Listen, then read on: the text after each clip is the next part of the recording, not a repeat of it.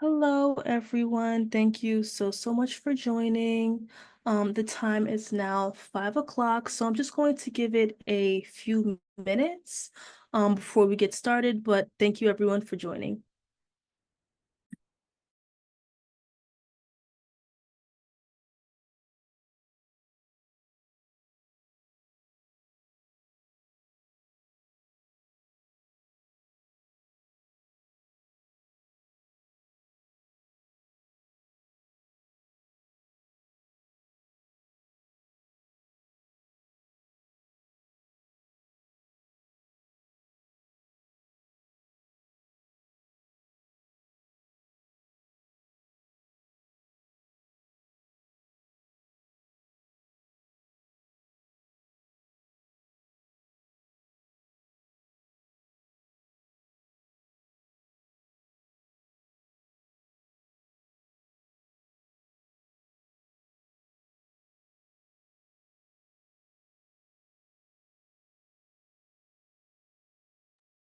Hi everyone, happy Thursday. I saw that a few more people just joined.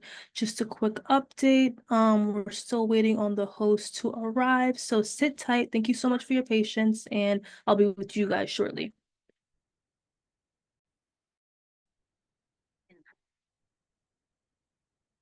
Hello. Hi June, how are you? Doing good, doing good. Sorry for coming a bit late. I had a bit of a hard time connecting to Zoom. Yeah, no worries, no worries. I was just going to give it a few more minutes so we can get a couple more attendees, maybe like 2, 3 more minutes, if that's okay with you, if that doesn't cut into your schedule too much. No problem. I can wait. Awesome, sounds good, perfect.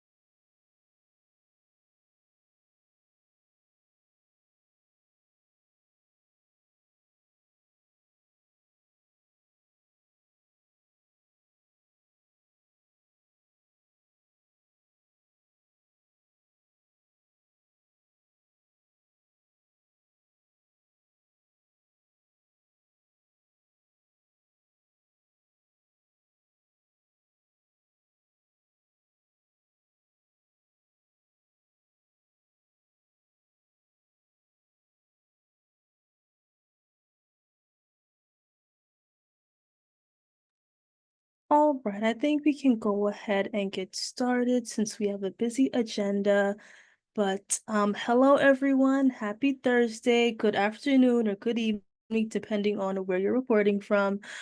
My name is Brianna, and I'm the Outreach Programs Assistant for Mind Out Loud, and I'm super excited to help co-host our November 2024 workshop. So as you guys know, we have these workshops monthly. Feel free to stay tuned on our social media, our Instagram, as well as our website for future workshops. And I'm going to pass it off to Alexa to introduce our host for today.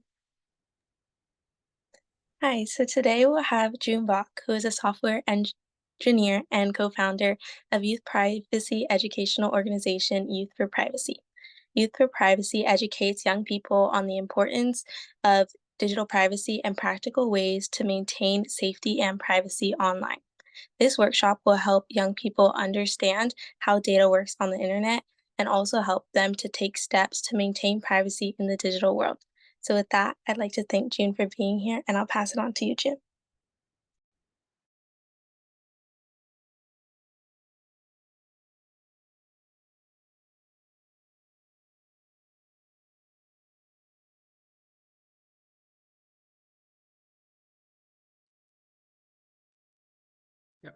Hello. So I think I could get started, right?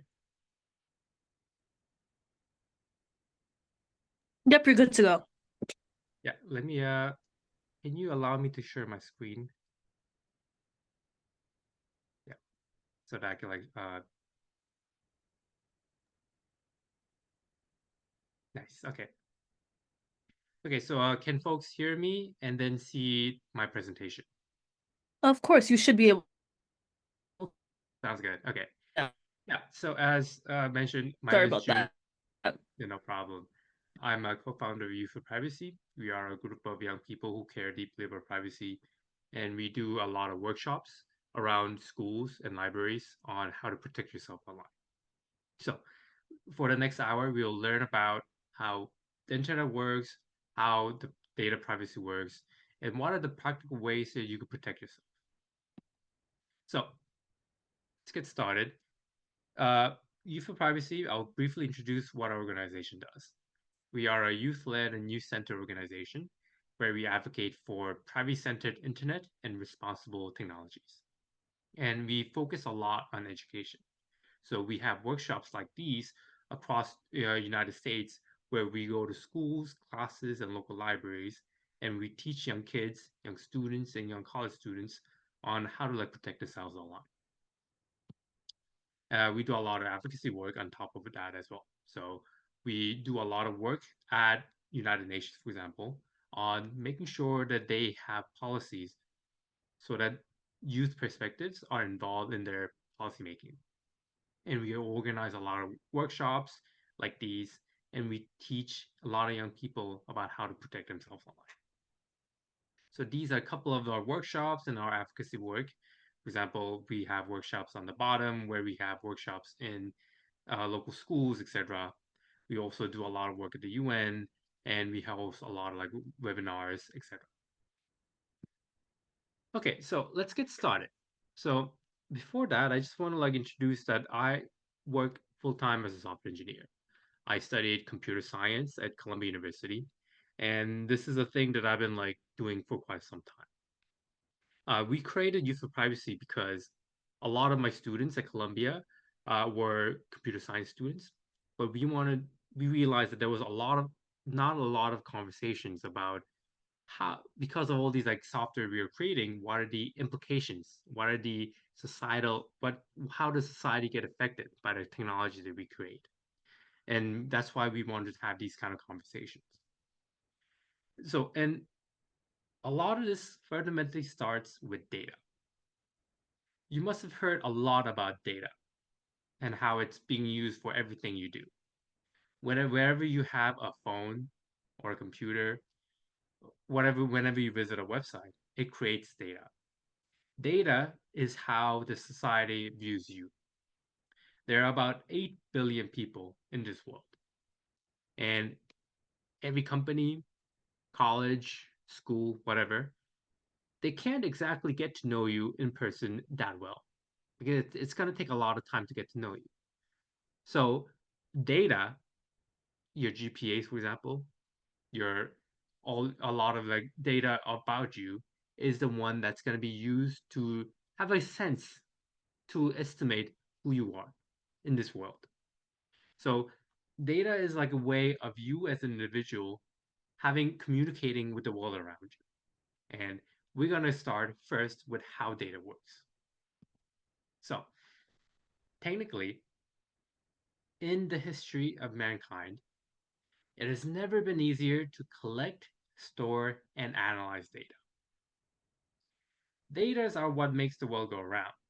It is the information about you. Those data are stored in all these different ways. It could be in a database in your school. It could be a database in Apple, where if you ever use an Apple product, they'll have a database about you. If you use an Android product, they'll have a data. Google will have a product, have a database about you. So all these different data that you generate as you use the internet, that's being collected and stored and used to analyze different things. And that data is the key of these like internet how being used. And we talk a lot about AI nowadays. use. You talk about ChatGPT, for example. And the things that powered the ChatGPT are fundamentally because one, it's very cheap to store data. Two, there's a lot of data being generated in the first place. And three, we've now developed better algorithms to parse through those kind of vast data sets. So what I have you as are two graphs right now. These are, one is a microprocessor clock speed.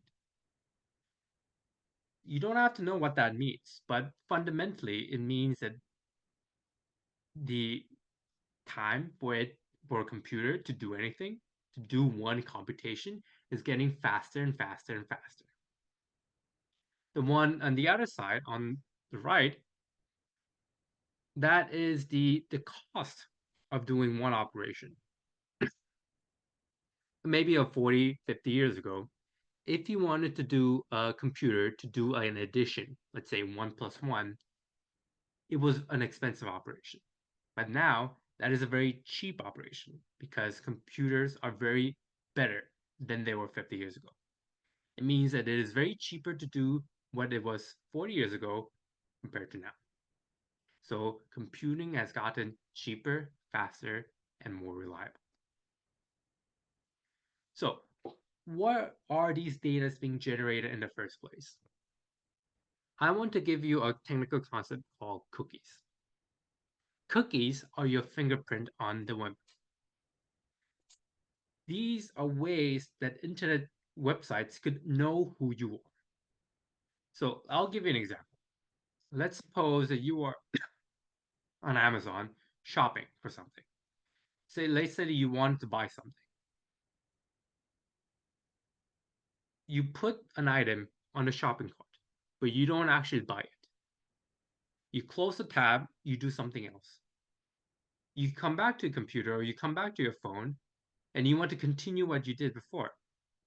Cookies are a way of internet knowing who you are. They give you a cookie, and that cookie is used to identify your previous session, your previous work that you did with that website. And cookies are very useful. They help us to navigate internet easily. It stores what we did previously with the same website. So for example, you don't have to log in to every time you visit Netflix or TikTok. You can always continue what you've done before. But the bad thing, the negative part about cookies, is that they could now track what you did before. So now they have your browsing history. There are two kinds of cookies. There's one called first-party cookies, and there's a thing called third-party cookies. The third-party cookies are the ones that's consistent, that goes through your different internet histories. So let's suppose you go to Facebook or you go to TikTok, then you go to Amazon, then you go to Wikipedia or different websites. These third-party cookies can continue as you go to these different websites. So now they have a good idea of what websites you're visiting for these like past 40 days, for example. So these are all data that's being generated as you browse yourself online.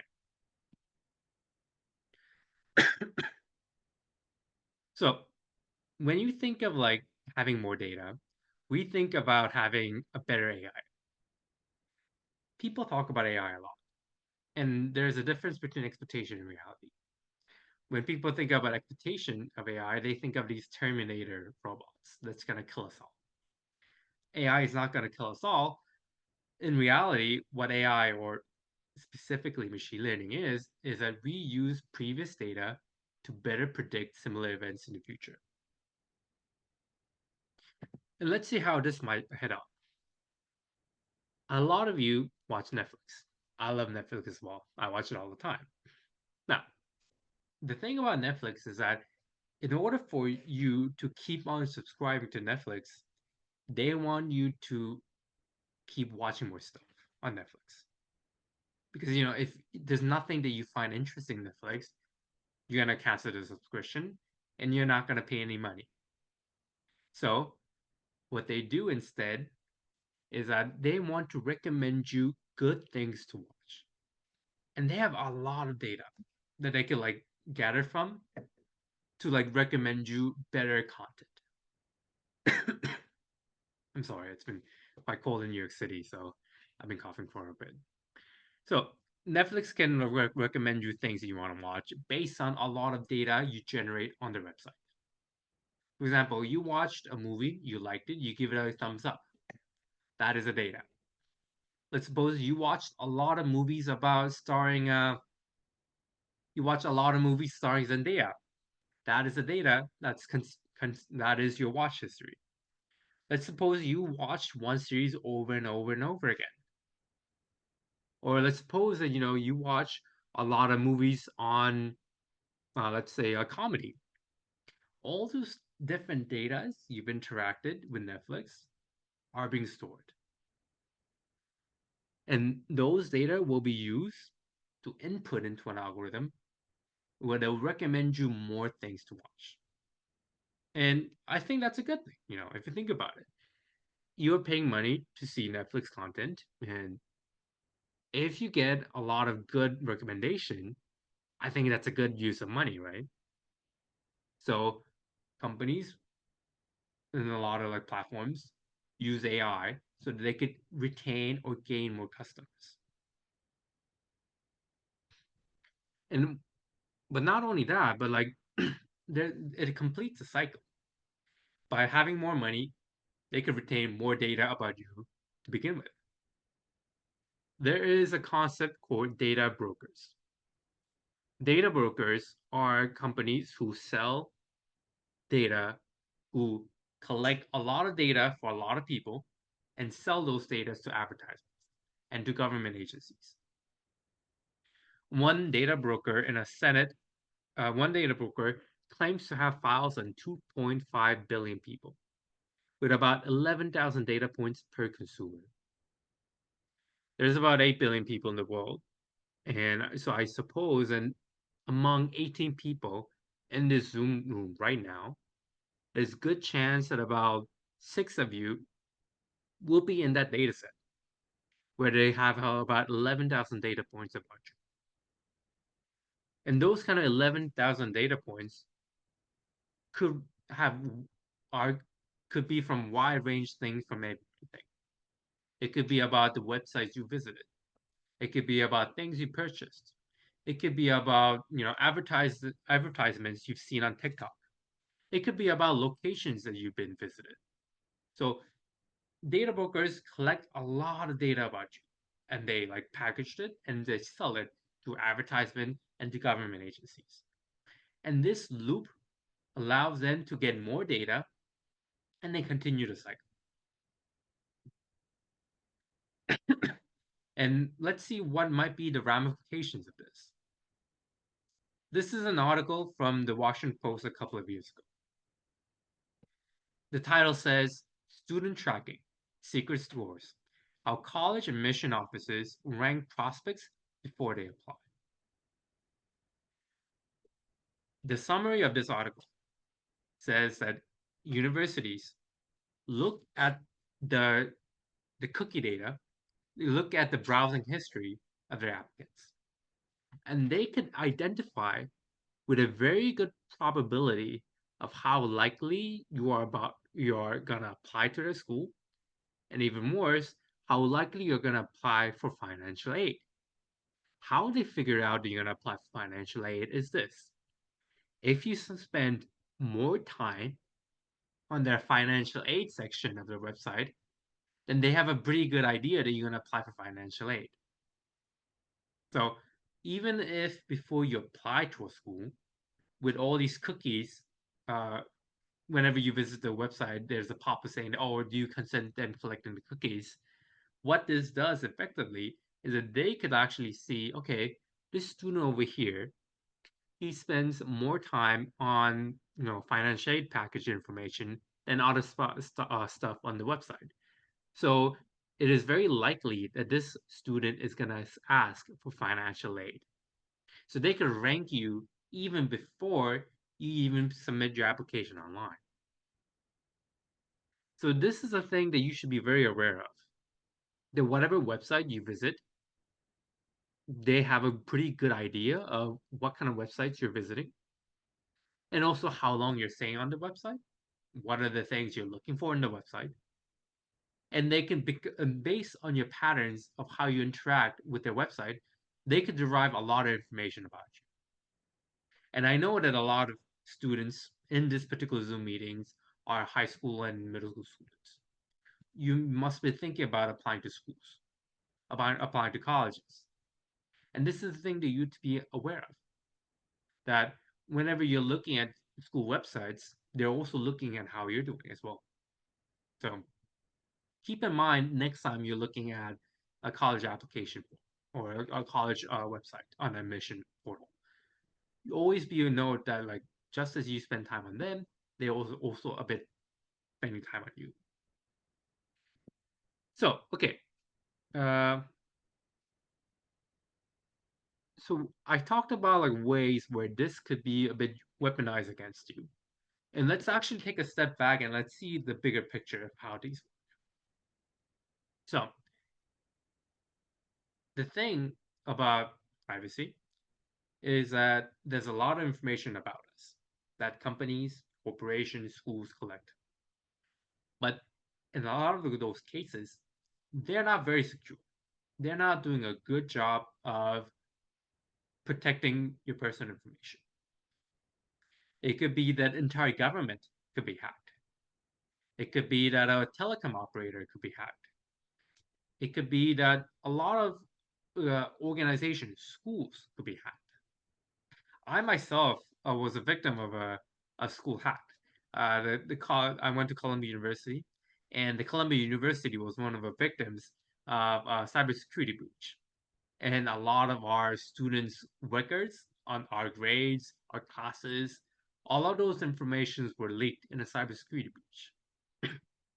So this is a thing that you have to be aware of, that when organizations gather a lot of data about you, it is possible that that data that they've gathered could be breached and leaked online. This is a graph of all the cybersecurity incidents happening for the past 20 years.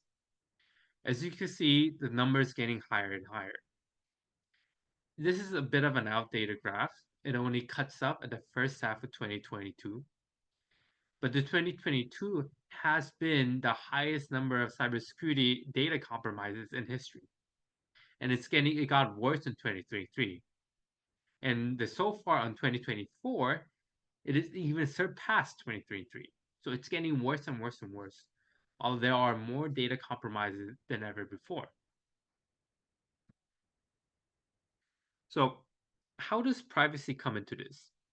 How does privacy come into making sure that you are protected online? And fundamentally, having maintained privacy in your day-to-day life is one of the few ways where you can protect yourself against the harms of social media and the harms of having your data breached. And so now we're going to pivot towards the practical ways of protecting yourself online. But before I do that, if there's any questions, feel free to use the chat and feel free to maybe raise your hand if you have any questions. I don't want to rush it too much if you have any questions. So whenever I talk, if you have any questions, feel free to do so. So what are the ways of protecting yourself? Well, let's start with this. This is just like a post that I saw online. This is a person complaining about their bad experience with Turkish Airlines. And while they were complaining about their bad experience with Turkish Airlines, they posted this picture. Now, for the folks in the Zoom room right now, what do you think might be wrong with this picture? Or to rephrase the question, what can I learn about this person who posted this picture online? What are the information if you are like a hacker? Or if you are like let's say suppose you're a hacker. Based on this picture itself, what can you learn about this person? we're gonna have like our hacker hat on. You know, you're gonna think about as a hacker, what are the information you could gain from this picture itself? Any thoughts? Feel free to use the chat if you have any ideas. Let's see. Full name, yes. This person posted their full name. Dominic says, oh, the location data. Yes, their airline tickets show them where they went and where they go. It could show there where the location is. Flight information, yes. Destinations, yes. A lot of information that you could glean on. One thing I also want to say, confirmation, yes. Yes. There's a lot of information you could get. But here's the thing. Whenever you see like an airplane ticket, there is a thing called confirmation number. Yes, Dominic was right. These confirmation number and their full name is probably the only information that you need to go to the Turkish airline website to find the full information about the reservation. You could get their email. You could get their home address even. You could learn a good deal about the check-in information. If you have a person that you really want to screw up and they post their airline like reservation number online, you could like go online and cancel their flight. So there's a lot of information that is posted on this picture that this person uploaded on a random publicly accessible website that you could glean a lot of information. So maybe next time you want to post a picture of you going to somewhere else, maybe you should like blank out the barcode and all the reservation numbers and maybe your full name. If you're posting a TikTok video on it, maybe you want to take out your maybe the like last name, the barcode, reservation number, and all these other details that could be used to identify you or gain more information about you. So that's the thing. There's a lot of things around us where we will like gladly post on our website or post online, but then it would reveal a lot of information more than we intended. Yes. Oh yeah. So this according to comment, does that happen in X, formerly in Twitter? Somebody got their flight canceled because they posted too much info. Yes, those things happen. So one thing I want to let you know is that so maybe the next time you go on a flight, you gotta go on a trip, make sure you don't like post your full information on your ticket on your Instagram. Maybe you're somebody who watches it, you don't want them to cancel your like good flight, you don't want them to ruin your trip to you, right? So okay, so this is like one way where one of your action that you do online might have a lot of unintended consequences.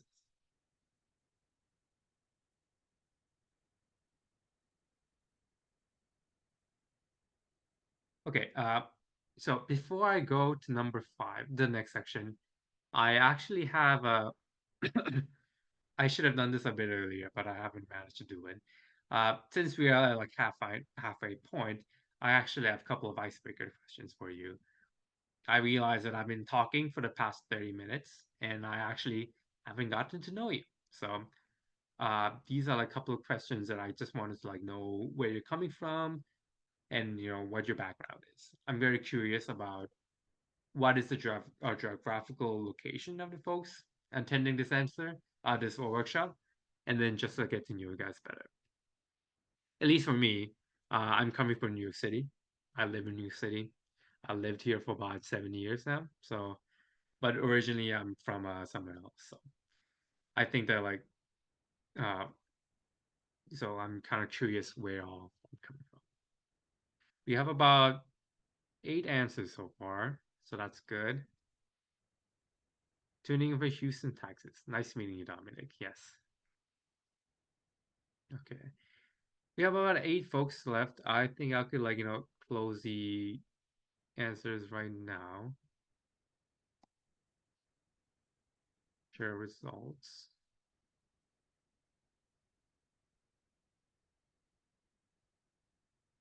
Okay, so we have like a pretty good mix of people. We have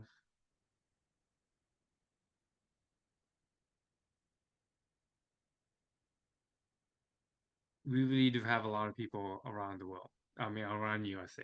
That's good to hear. Okay, that's good. Now let's move on to the next section, how to maintain privacy online. There's a lot of ways you can maintain privacy online, but I do have to note that those are not 100% ways of protecting yourself online. But I do have to say that if you want to protecting yourself online reduces one areas of your vulnerability. So that could be used to use against you less. So let's start with the basics. There is an app called Signal. It is one of the best apps if you want to have a lot of close, secure communication with other people. It uses a technology called end-to-end encryption. And the thing about end-to-end encryption is that not even the company can access and read your data. End-to-end means that only you and the person you're talking to have the access to data, not the company. Even the company itself, who will be the one routing those like messages, they themselves don't know what you two are talking about. And one thing I like about Signal is that you only need your phone number to create an account, and they're free. They don't have any ads. Actually, Youth for Privacy, our privacy organization, mainly uses Signal for communication because that is the most secure way of doing content. One bad thing is that they don't have a lot of useful features. They don't have a lot of like GIFs or any kind of like fun things that make your group chat exciting. But if you care about privacy and if you care about encryption, Signal is definitely a good way to do it. So, advice to you is that if you want to talk about something that's discreet, sensitive, that you don't want anybody else to know about, use Signal. That's definitely one. WhatsApp is also another good app for end-to-end encrypted messages. One bad thing about WhatsApp is that they collect the WhatsApp when you want to create an account with them. They collect a lot of information about you. Not only your phone number, but your name, date of birth, your entire Instagram or Facebook account. So there's a lot more information collected about you as a person when you want to create a WhatsApp account. Note that even if Signal or WhatsApp are secure, that doesn't actually mean that it's foolproof. If the person you're talking to takes a screenshot of your conversations, then yeah, I mean, there's no security against that. But if you don't want anybody else to learn about your conversation, then those are a good way to do. A bit of a technical stuff. So I said that WhatsApp and Signal uses this technology called end-to-end encryption. What does that actually mean? So this is a bit of a technical concept, but I think it might be interesting for folks here. Encryption is when you have a data, you have like an algorithm, and you like scribble it. You like, mash it apart so that nobody can understand what that is. But only you and the person who created encryption can know. So it's like a secret code that only you and your friends can recognize. That's encryption. Now, the good thing about end-to-end encryption is that it means that literally from one end to the other, only you two can communicate in that encrypted way. Apps like Signal and WhatsApp, whenever they send information between you and your friend, they send that encrypted message, so that only you and your friend have the keys to unlock it. The company that does the platform, they do not have the keys to do that. So your network, your VP, your telecom provider, your network companies, even the app provider, they can't access what your message is. Now, And caveat, although, is that WhatsApp, it seems that has been broken because of there's been some incident in Canada a couple of months ago, and it's basically been revealed that actually CIA can actually crack WhatsApp. So if you want to have engage in a real private conversation, then maybe don't use WhatsApp. For private browsing, I would suppose that you use a VPN. VPNs are basically a way for you so that like your public Wi-Fi or your like internet doesn't know what you're actually browsing.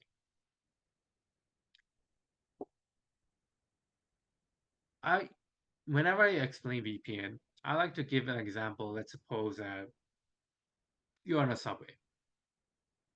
When you're on a subway or a train station, there's a lot of other people with you from one destination to another, right?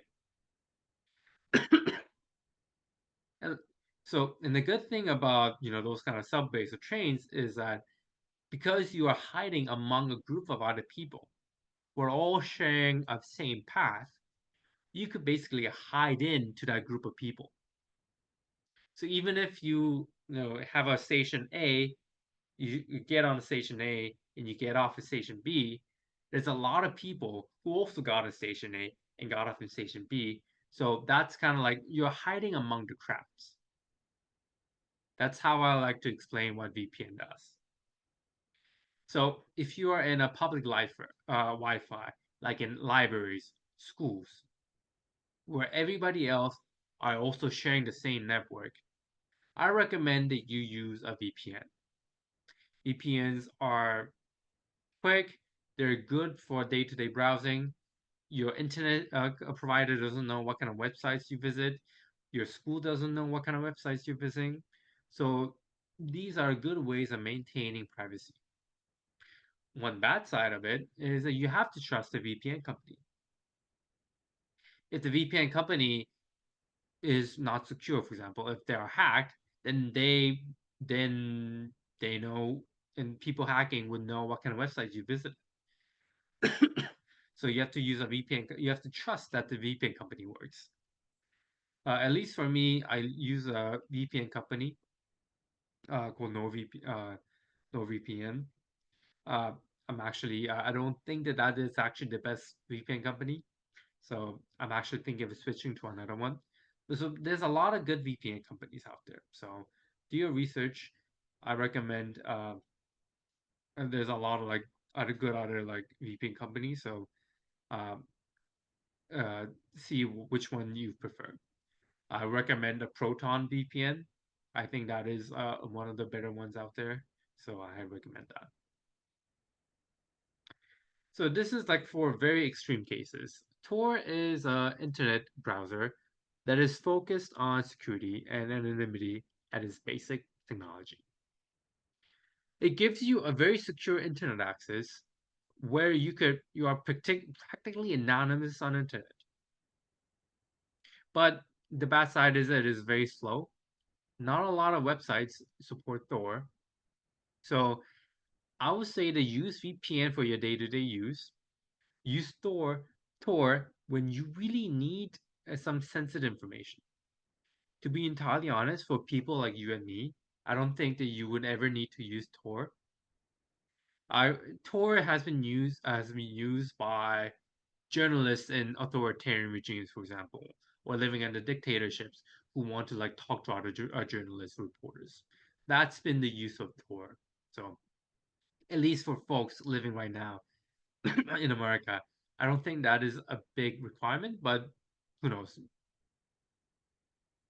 You might you might feel that you might want to like try it out sometime and see what are the experience of this technology. Third, and I think this is like a thing that you could do right now. Turn off your personalized advertisement on your phone.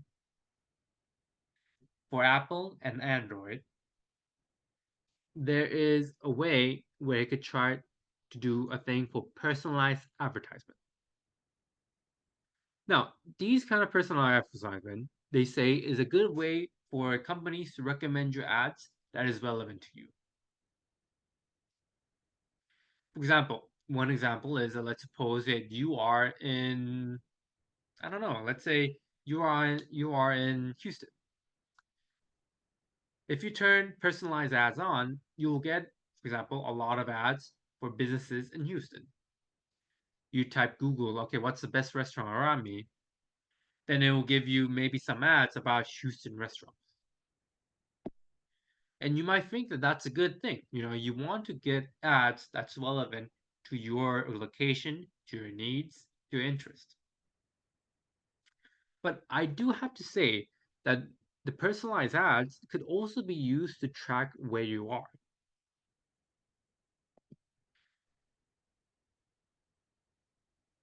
How personalized ads use, how digital advertising works is like this. Whenever you're in your phone or whenever you're in YouTube, there is a bidding process. June is looking at a YouTube video right now. And there are 10 different ads, 10 different advertising companies who all want to show me their own advertisement. And what a lot of these digital advertisers do is that among one person looking at an ad and among 10 companies they want to show you an ad, they have an algorithm to determine what is the best ad that you would find most interesting. So let's suppose among those 10 ads, I live in New York City, I turn on personalized ads, they're going to say, okay, if you are a business in, for example, Los Angeles, I don't think Juno will be interested in an ad for business in LA. You're out. Or let's say I'm interested in like pets. And if you are an advertisement that focuses on pets, you'll have a higher ranking on the list of advertisements that June might be interested in. So they use these personal information about you to give you an ad that you think that you will like.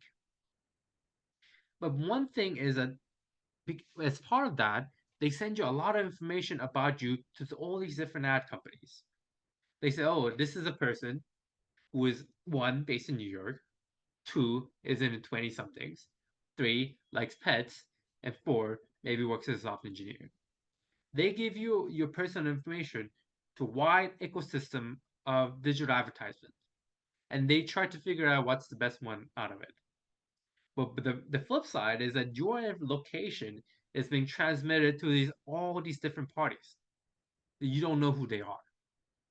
And there's actually a tool right now which allows them to track where you've been to for the past 10, 20 days based on those personalized advertisements. So all these information that if you turn on your personal advertisement could also be used to, for example, track where you've been. So if you want a more safer online experience, it might make sense to turn off those personal advertisements. In order for you to do that, there's two ways to do it. If you're on Android, you could go to personalization. You go to a section called Ad Personalization, and you could turn it off. For Apple, it's the same thing. Both companies allow you to opt out of these systems. So I recommend you that if you have the time, to please go through your phone settings and by default opt out of these kind of settings. Fifth, whenever you create a profile, you're now legally required to give you your full identity. For a lot of the websites, you have to think, what is this website that I'm filling out an account for? For a lot of these commercial websites, whenever you create an account with them, they will sell you data. They'll sell your purchases, your name, zip code, email to data brokers. So, unless it is a website that you really trust, or unless it is a website that you really have to give out your legal name and your exact date of birth and your address. For example, what I do is that I have a separate email for a lot of the junk mails junk websites that I sign up for. I don't give them my full legal name. I give them my initials, for example. Sometimes I don't give them my exact date of birth or my exact zip code, because those kind of information they collect you will be used to sell to data brokers. So if you want to like one way to like protect yourself is that for websites that you really do not trust or really using for like one-time purposes, maybe give them a bit of a wrong information, because you're not required to like give them right information. And finally, this is the thing that I want to like take you home. So a couple of minutes ago, I talked to you about turning off personal advertisement. How that personal advertisement works is that for every device you have, there is a thing called MAID, your mobile advertisement ID. That is a key data that is used across all the different advertisement ecosystems to identify that exact same device. And that is how they will be able to, like, for example, create a trajectory of how you go. Let's suppose that there was an advertisement. You saw an ad for a local ad in one part of town, then the other part of town, then the other part of town. The MAID information, that mobile advertisement ID, is very specific in its location data. It is not a very general data, but it is very up to the GPS coordinates. So they could actually use all your MAID, trace it all together to figure out where you've been all these for the past 40 years, for example, 40 days, for example. So there's a lot of thing that information carries about you. So if you have the time, I urge you to go to your phone settings, go to the ad settings, and delete advertisement ID. You could do it for both Apple and for Android. And I recommend you that you actually like take some time to do it, because that ID will be used to figure out the locations that you've been for the past a lot of days. Okay. I think that like this has been like some of the practical ways you could protect yourself online. I want to like take a step back. So, in terms of the digital advertisement, digital ecosystem, there's a lot of data that's being generated about you. As a person who lives in the 21st century, there's not that much that you could do sometimes to combat against it.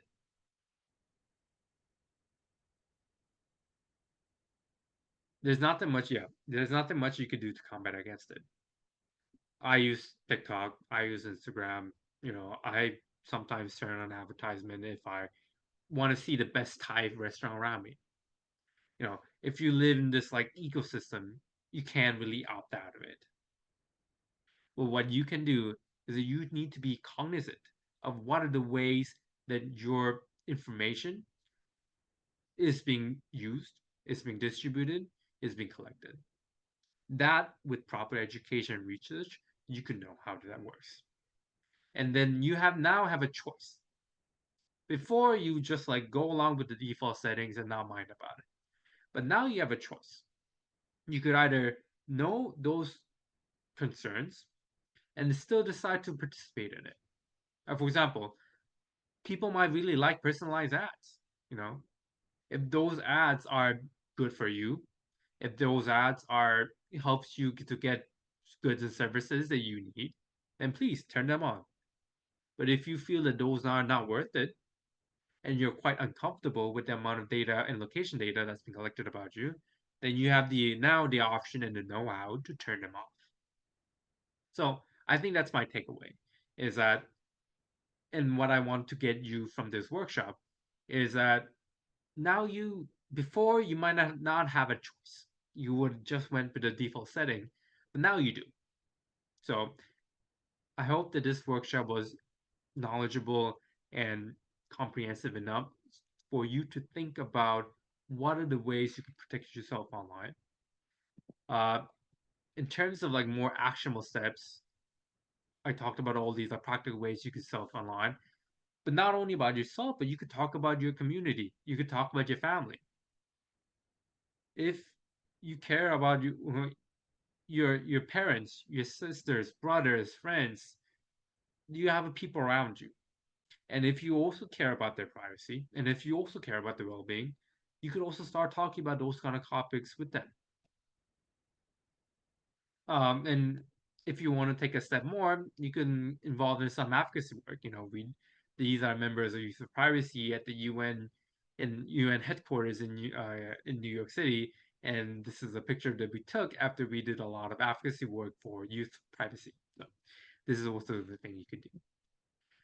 So yes, that is the end of our workshop. I hope that you learned a good deal about how to protect yourself online. This is a QR code for our website. And also, I know that if you have any questions or more like things that you want to learn from me, learn from the slide, please reach out to me. Um, uh, and yes, I think that we have about 8 minutes left. So if there's any questions or comments or things you want to ask, feel free to go ahead. And if not, we could call it a bit early. June, this was great. Thank you so much. I feel like even as someone who's not, I guess necessarily like a youth person anymore or like of youth, this was definitely very helpful to sort of learn, ways to protect ourselves. I feel like almost every time when I go on a website or like go to Google something, I almost always get a notification that's like accept all, like or only accept like the necessary cookies. And I feel like I've definitely found myself being more cognizant of essentially what websites I allow to have access to like my data. And I would like to think that, hopefully the students were able to take something from this as well. So just thank you so much. Thank you very much. Yes. And if students have any questions, feel free to reach out to me. I'll write down my email in the chat. And yes, thank you very much. Awesome. If no one has any other questions, I guess we can go ahead and wrap up. But again, June, thank you so much for this amazing presentation. It was super helpful. And I'll be sure to share your email to all attendees after the meeting. So if they have any, follow-up questions regarding like privacy or even your organization as well, they can definitely reach out. Thank you very much. Of course, of course. So again, thank you everyone for attending. I hope that you have a great rest of your afternoon or evening, again, depending on where you are. And yeah, thanks so much for attending. Have a great night, guys. Take care. Bye. Bye.